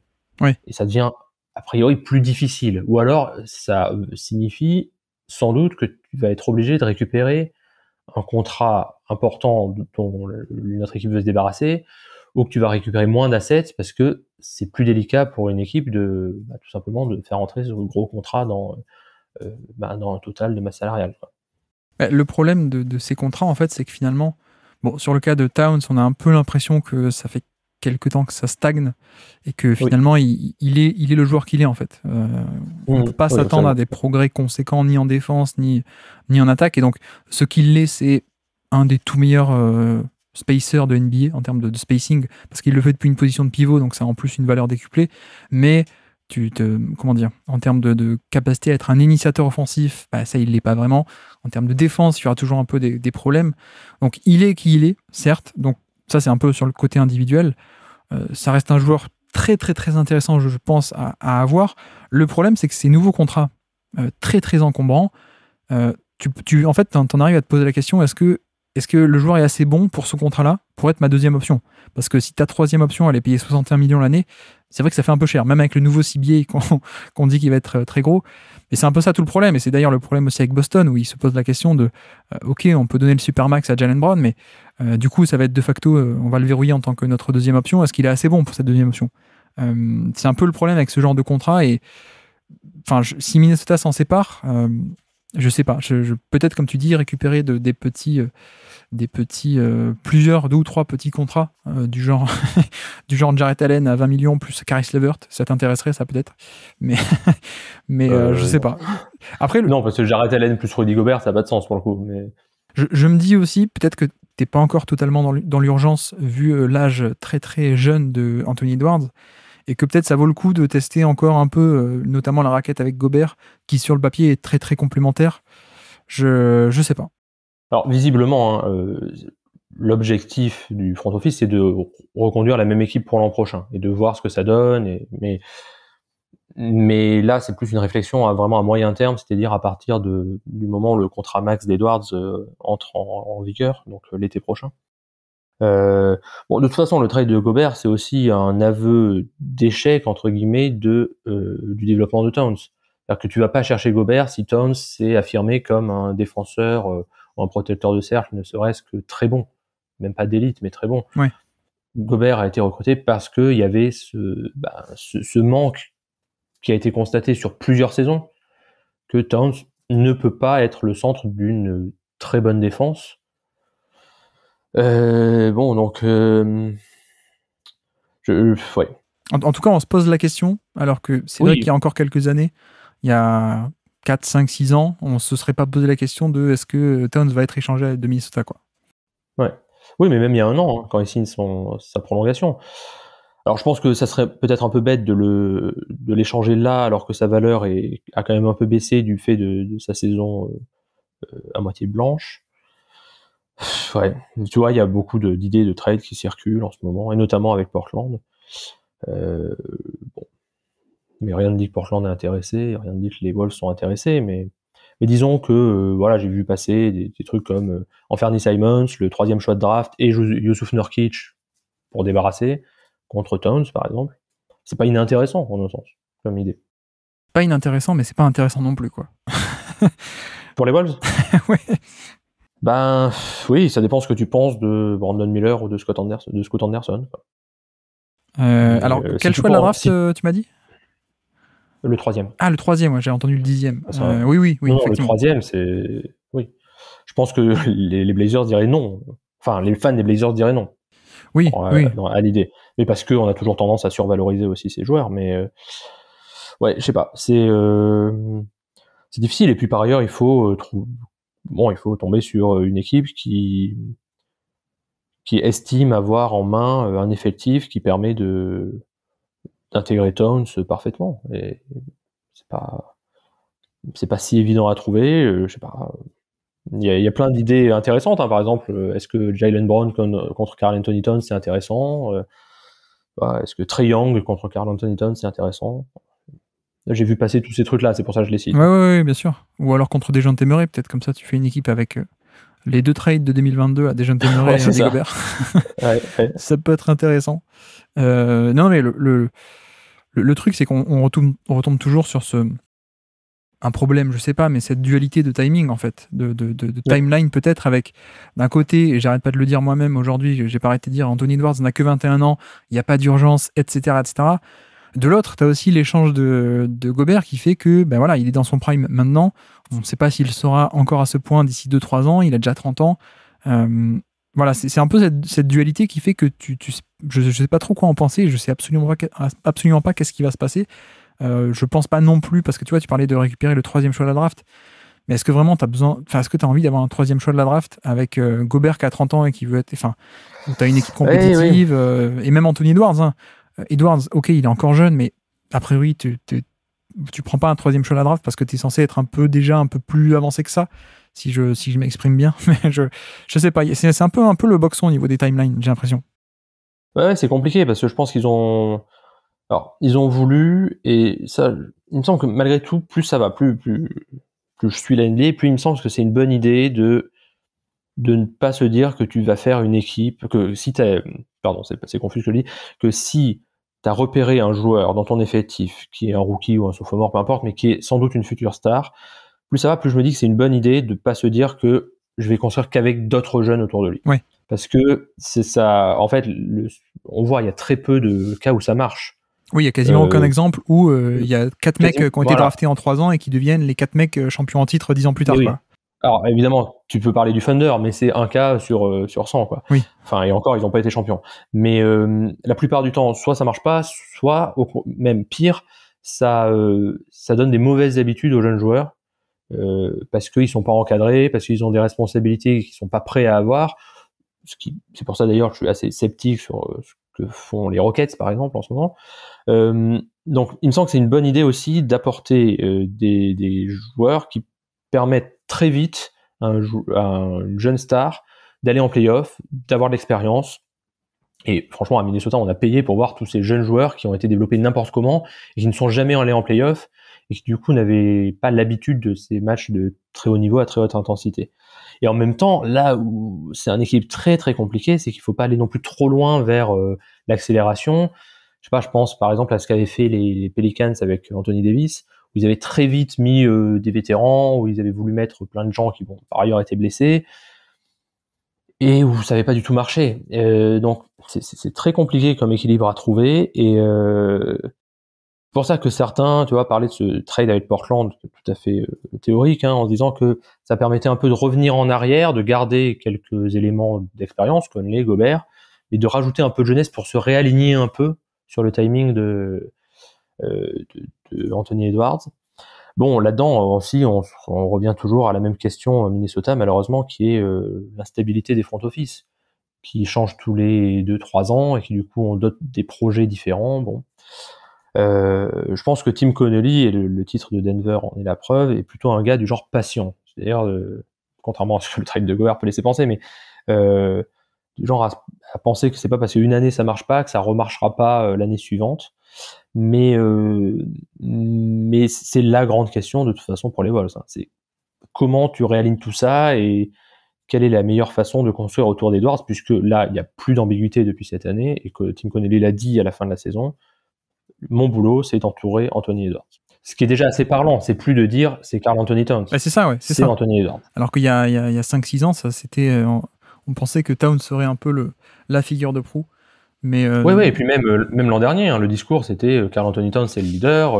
Voilà. Ouais. Là, ça, il y a vraiment quelque chose qui a changé. Mais après, c'est ça aussi. Je pense que il y a une règle assez, assez universelle en NBA, c'est que on sous-estime beaucoup la valeur du supporting cast en fait. Et sans doute on se concentre un peu trop sur les stars, alors qu'en fait les équipes qui vont très loin en playoff, elles ont des stars, d'accord, mais elles ont aussi un supporting cast de très haute qualité. Le problème, c'est que quand comme tu dis, hein, quand tu mets trop d'argent sur 2 ou 3 joueurs, bah du coup il reste pas beaucoup d'argent pour tout le reste en fait, parce que là, tu vois, Mike Conley fin de contrat en 2024, l'an prochain. Donc tu pourras dire mais il y aura de la place, mais non, parce qu'en fait c'est l'année d'après que le contrat de Towns se remonte, et donc tu auras déjà, là actuellement tu as déjà 43 millions je parle pour la 2025, hein, donc sans Mike Conley tu as déjà quasiment 100 millions sur Gobert et Towns, voilà. Je crois de toute façon que avec les 4 contrats Edwards, McDaniels, Towns, Gobert, t'es déjà à la luxury tax. C'est ça, ouais. Alors après, donc, c'est pas jouable. Non, mais tu peux quand même dépasser le salary cap pour prolonger des Edwards et des McDaniels. Ça fait partie des règles. Mais une fois que tu les as prolongés et que tu as dépassé le cap, ensuite c'est fini, quoi. T'es bloqué. Oui, mais c'est même pas que tu dépasses le cap, c'est que t'es au niveau de la luxury tax. En plus, voilà, le nouveau hard cap. Donc voilà, alors pas au niveau du deuxième apron là, comme ils appellent ça, mais du premier. Donc ça veut dire que t'as quasiment plus aucune possibilité de compléter ton effectif en fait. Après, il y a un autre, peut-être finir sur ça aussi. Le contrat de Rudy Gobert va jusqu'en 2026, donc il reste encore 3 saisons, mais la 3e, c'est une player option. Or, on sait que même si c'est beaucoup d'argent, il y a aussi parfois une technique qui est utilisée pour des joueurs qui sont encore relativement très bons, c'est de ne pas prendre l'option, donc pas prendre son option à 46 millions pour signer pour encore 3, 4, 5 ans, pour pas 46, pour une plus grosse somme, même si moins à l'année.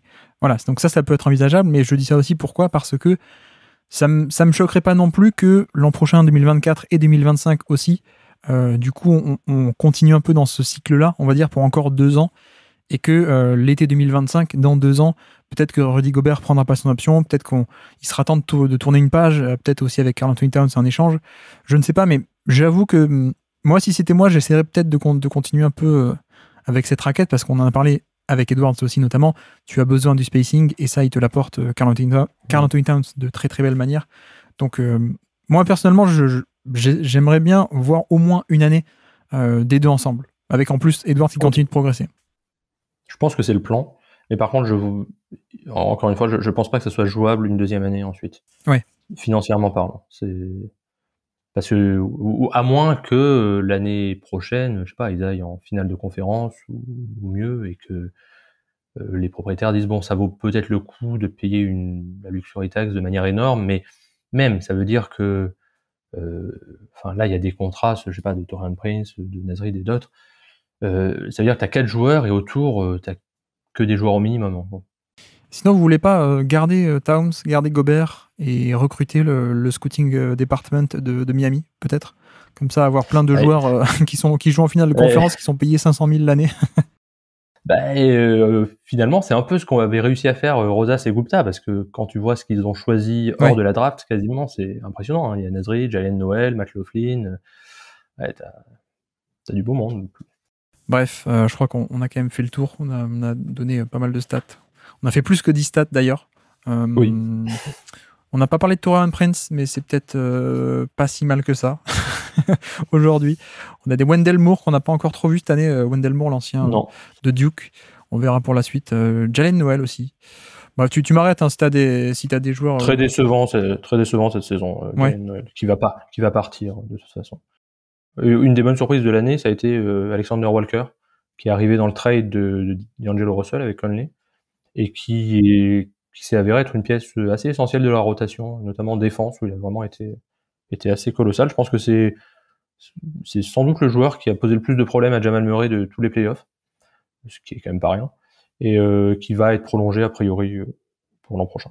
Le cousin de Shai Gilgeous-Alexander, du coup. Ouais, c'est ça. D'ailleurs, c'est vous qui avez récupéré Matt Ryan aussi. Non pas le quarterback, l'ancien quarterback d'Atlanta, mais le fameux shooter qui a eu sa période de gloire, c'est 15 minutes de gloire en début de saison, aux Lakers. Mais bref. Je pense ne sera plus là l'an prochain. Non, il va être remplacé par Garrison Matthews. Bon, je crois que si on en arrive à parler de ça, ça veut dire qu'on a à peu près fait le tour. En tout cas, merci beaucoup Rafa d'être venu sur le Basket Lab pour parler de Minnesota. Avec plaisir, Guillaume, merci.